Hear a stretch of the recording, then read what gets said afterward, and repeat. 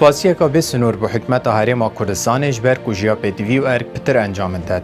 سپاس بو کرت ساخلمی و هزین امناهی بگشتی. سپاس بوانی این که رنما بجهتینن. بیگ و هاریکار و پابند رنماین حکمت بین دا که خوشتوین خو جدست ندین. گل دا خاز سلامتیه بو همو نخوشان.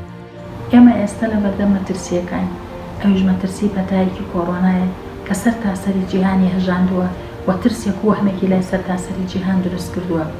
بەڵام ئەوەی خۆشحاڵیە ئەوەی خۆشبەختیە ئێمە وەک خۆمان ئەتوانین بەشێکی زۆر زۆری ئەو وەهمە و ئەو ترسە لەسەر خۆمان کەم بکەینەوە واتە بەشێکی زۆری خۆپاراستنی و ئەتوانم لەم ڕێژەیەکی زۆر زۆر بەرزی خۆپاراستنی ئەو لەو مەترسیە کەوتۆتە سەر ئەستوی خۆمان واتە خۆمان ئەتوانین خۆمان دوورخێنەوە لەوە و هاوڕێکانمان و خزم و کەسوکارمان و هاو نیشتمانەکانیشمان دوورخێنەوە لەو مەترسیە لەبەرەوە پابەندبوون بە ڕێنماییەکان لە پێش ئەوەی سوودی بۆ هەر کەسێکی تر هەبێ سوودی بۆ خۆت هەیە دوجار سوودی بۆ خێزانەکەت بۆ هاوڕێکانت بۆ خزمەکانت بۆ کەسوکارەکان دەیە وەیە گرنگە لە ئێستا ئێمە بەڕاستی پابەندی ڕێنماییەکان بین. تریا تلفزیۆنا کوردستان 24 دەخوازێش هەموو هاوڵاتیات کەم ku pêgiriyê pirênmayên dam û dezgehên hikûmî û dezgehê sexlemiyê bikin ji bo xweparastinê ji vî vayrosê kujek.